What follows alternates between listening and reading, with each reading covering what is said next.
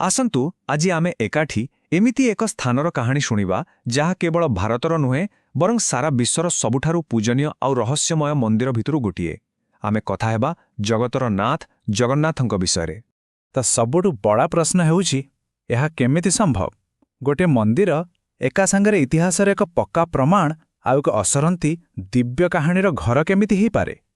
ଚାଲନ୍ତୁ ଏହି ରହସ୍ୟର ଗଭୀରତାକୁ ଯିବା, ଯେଉଁଠି ଇତିହାସ ଆଉ ଆସ୍ଥା ପରସ୍ପର ସହ ମିଶିଯାଇଛି। ମନ୍ଦିରର ଇତିହାସ ଭିତରକୁ ଯିବା ଆଗରୁ ଚାଲନ୍ତୁ ପ୍ରଥମେ ବୁଝିବା ଏହାର ଆଜିର ମହତ୍ତ୍ୱ କ'ଣ। କାହିଁକିନା ଏହା କେବଳ ପଥରର ଏକ ନିର୍ମାଣ ନୁହେଁ, ବରଂ କୋଟି କୋଟି ଲୋକଙ୍କର ଆଧ୍ୟାତ୍ମିକତାର ଏକ ଜୀବନ୍ତ କେନ୍ଦ୍ର। ଦେଖନ୍ତୁ, ଜଗନ୍ନାଥ ମନ୍ଦିର କୌଣସି ସାଧାରଣ ମନ୍ଦିର ନୁହେଁ। ଏହା ହେଉଛି ଭାରତର ଆଧ୍ୟାତ୍ମିକ ମାନଚିତ୍ରର 4ଟି ମୁଖ୍ୟ ସ୍ତମ୍ଭ, ଯାହାକୁ ଆମେ ଚାରିଧାମ ବୋଲି କହୁ, ସେଥିରୁ ଗୋଟିଏ। ଆଉ ପୂର୍ବ ଦିଗର ଧାମ ହେଉଛି ଆମ ପୁରୀ। ଆଉ ଜାଣିଛନ୍ତି, ହିନ୍ଦୁ ଧର୍ମରେ ଏହା ଏକ ପବିତ୍ର କର୍ତ୍ତବ୍ୟ ବୋଲି ଧରାଯାଏ। ଜୀବନରେ ଥରୁଟିଏ ହେଲେ ବି ଏଇ ଚାରିଧାମ ଦର୍ଶନ କରିବା। ଏଇଥିପାଇଁ ତ ପ୍ରତିବର୍ଷ ଲକ୍ଷ ଲକ୍ଷ ଲୋକ ପୁରୀକୁ ଧାଇଁ ଆସନ୍ତି, ଏକ ଆଧ୍ୟାତ୍ମିକ ପୂର୍ଣ୍ଣତା ପାଇଁ। ଆଚ୍ଛା, ତେବେ ଏବେ ମନ୍ଦିରର ଐତିହାସିକ ଦିଗକୁ ଦେଖିବା। ଚାଲନ୍ତୁ ସମୟର ପଛକୁ ଯିବା ଆଉ ଲିପିବଦ୍ଧ ଇତିହାସର ପୃଷ୍ଠା ଓଲଟେଇବା। ଇତିହାସ ଏଠି ପୂରା ସ୍ପଷ୍ଟ। ଏକାଦଶ ଶତାବ୍ଦୀର କଥା, ଯେତେବେଳେ ପୂର୍ବ ଗଙ୍ଗବଂଶର ପ୍ରତିଷ୍ଠାତା ରାଜା ଅନନ୍ତଭର୍ମନ ଚୋଡ଼ଗଙ୍ଗଦେବ ଉତ୍କଳକୁ ଜୟ କଲେ ଆଉ ବୈଷ୍ଣବ ଧର୍ମ ଗ୍ରହଣ କରିବା ପରେ ସେ ପୂର୍ବରୁ ଥିବା ମନ୍ଦିର ସ୍ଥାନରେ ଏହି ବିଶାଳ ମନ୍ଦିରର ପୁନର୍ନିର୍ମାଣ ଆରମ୍ଭ କଲେ। ଆଉ 1161 ଖ୍ରୀଷ୍ଟାବ୍ଦ ବେଳକୁ ଆଜି ଆମେ ଦେଖୁଥିବା ମନ୍ଦିରର ମୁଖ୍ୟ ଅଂଶ ତିଆରି ସରିଥିଲା। କିନ୍ତୁ କାହାଣୀ ଏତିକିରେ ସରେନି। ଇତିହାସ ତ କେବଳ ପଥରର କଥା କୁହେ। ମନ୍ଦିରର ଆତ୍ମାକୁ ବୁଝିବାକୁ ହେଲେ ଆମକୁ ତାର ନିଜସ୍ୱ ଇତିହାସ, ମାନେ ମାଦଳା ପାଞ୍ଜିକୁ ଦେଖିବାକୁ ପଡ଼ିବ। ତ ଏ ମାଦଳା ପାଞ୍ଜି କ'ଣ? ଏହା ହେଉଛି ଜଗନ୍ନାଥ ମନ୍ଦିରର ନିଜ ଡାଏରୀ, ତାଳପତ୍ରରେ ଲେଖା। ଏଥିରେ ଓଡ଼ିଶାର ଇତିହାସ ଆଉ ମହାପ୍ରଭୁଙ୍କ ସହ ଜଡ଼ିତ ସବୁ କାହାଣୀ ଲିପିବଦ୍ଧ ହୋଇ ରହିଛି। ଏହା ହିଁ ସତ ଘଟଣା ଆଉ କିମ୍ବଦନ୍ତୀକୁ ଯୋଡ଼ୁଥିବା ସେତୁ। ଆଉ ଏଇଠି କଥାଟା ଆହୁରି ମଜାଦାର ହେଇଯାଉଛି। ମାଦଳା ପାଞ୍ଜି କହୁଛି ଯେ ପ୍ରଥମ ମନ୍ଦିର ତ ରାଜା ଇନ୍ଦ୍ରଦ୍ୟୁମ୍ନ ତିଆରି କରିଥିଲେ, ଯାହାକି ଆମର ଏକାଦଶ ଶତାବ୍ଦୀର ଇତିହାସଠାରୁ ବହୁତ ବହୁତ ପୁରୁଣା କଥା। ତେବେ ଚାଲନ୍ତୁ ସେଇ ପ୍ରଥମ ରାଜାଙ୍କ କାହାଣୀ ଭିତରକୁ ଯିବା। ଏହି କାହାଣୀ ହିଁ ବୁଝେଇବ ଯେ ମହାପ୍ରଭୁଙ୍କର ଏହି ଅନନ୍ୟ ରୂପ କାହିଁକି। କାହାଣୀ ଆରମ୍ଭ ହେଉଛି ଅବନ୍ତୀର ରାଜା ଇନ୍ଦ୍ରଦ୍ୟୁମ୍ନଙ୍କଠାରୁ। ସେ ଜଣେ ଦେବତାଙ୍କୁ ଖୋଜୁଥିଲେ। ତାଙ୍କ ନାଁ ଥିଲା ନୀଳମାଧବ।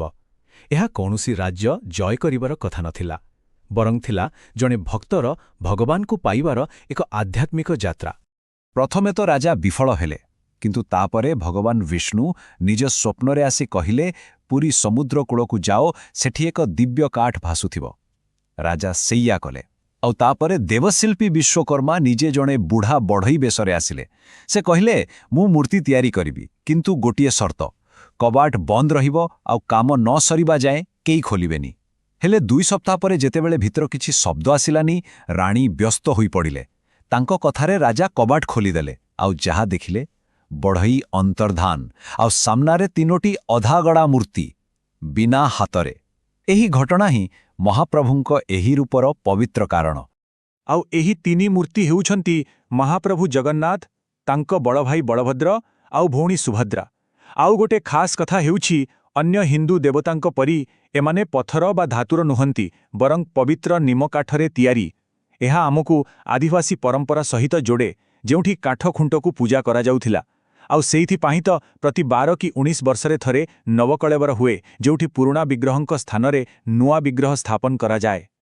ତ ଏବେ ଆସନ୍ତୁ ଦେଖିବା କେମିତି ଏହି ଇତିହାସ ଆଉ ଏହି କିମ୍ବଦନ୍ତୀ ଦୁଇଟା ଯାକ ମିଶି ଆଜିର ଏହି ଜୀବନ୍ତ ପରମ୍ପରାକୁ ଗଢ଼ିଛନ୍ତି। ତେଣୁ ଗୋଟିଏ ପଟେ ଅଛି ଐତିହାସିକ ସତ୍ୟ, ଏକାଦଶ ଶତାବ୍ଦୀରେ ରାଜା ଅନନ୍ତବର୍ମନଙ୍କ ଦ୍ୱାରା ନିର୍ମିତ ଏକ ବିଶାଳ ମନ୍ଦିର। ଆଉ ଅନ୍ୟପଟେ ଅଛି ପବିତ୍ର ଆସ୍ଥା, ରାଜା ଇନ୍ଦ୍ରଦ୍ୟୁମ୍ନଙ୍କ ଦ୍ୱାରା ସ୍ଥାପିତ ଦେବତାଙ୍କର ଆଧ୍ୟାତ୍ମିକ ଘର। 2ଟି ଉତ୍ପତ୍ତି, କିନ୍ତୁ ଗୋଟିଏ ମନ୍ଦିର।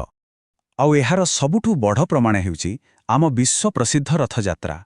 ଏହି ଯାତ୍ରାରେ ସେହି ଅସମ୍ପୂର୍ଣ୍ଣ ଦେବତାମାନେ ହିଁ ରଥରେ ବସି ବାହାରକୁ ଆସନ୍ତି। ଆଉ ଏହି ପରମ୍ପରା ଏତେ ପୁରୁଣା ଯେ ଚତୁର୍ଦ୍ଦଶ ଶତାବ୍ଦୀର ୟୁରୋପୀୟମାନେ ମଧ୍ୟ ଏହା ବିଷୟରେ ଲେଖିଯାଇଛନ୍ତି। ଏଇଠି ଗୋଟେ ବହୁତ ଗଭୀର ବିଶ୍ୱାସ କାମ କରେ। ଦେବତା ହାତବିହୀନ ହୋଇଥିଲେ ମଧ୍ୟ ସେ ସଂସାର ଉପରେ ନଜର ରଖିପାରନ୍ତି ଏବଂ ଏହାର ପ୍ରଭୁ ହୋଇପାରନ୍ତି। ଏହାର ଅର୍ଥ ହେଲା, ଯାହା ଆମ ଆଖିକୁ ଅପୂର୍ଣ୍ଣ ଦିଶେ ତାହା ଭକ୍ତିର ଦୃଷ୍ଟିରେ ସମ୍ପୂର୍ଣ୍ଣ। ତେବେ ଶେଷରେ ପ୍ରଶ୍ନଟି ରହିଲା, ଏମିତି ଏକ ସ୍ଥାନ ଯେଉଁଠି ଇତିହାସର ତଥ୍ୟ ଆଉ ଆସ୍ଥାର କାହାଣୀ ଏକାକାର ହୋଇଯାଇଛି, ତାହା କେମିତି ଆଜି ବି କୋଟି କୋଟି ଲୋକଙ୍କ ବିଶ୍ୱାସକୁ ଗଢ଼ି ଚାଲିଛି? ବୋଧହୁଏ ଏହି ମିଶ୍ରଣ ହିଁ ଜଗନ୍ନାଥ ମନ୍ଦିରକୁ କେବଳ ଏକ ଐତିହାସିକ ସ୍ଥଳ ନୁହେଁ, ବରଂ ଏକ ଜୀବନ୍ତ ଚିରନ୍ତନ ଶକ୍ତି କେନ୍ଦ୍ର କରି ରଖିଛି।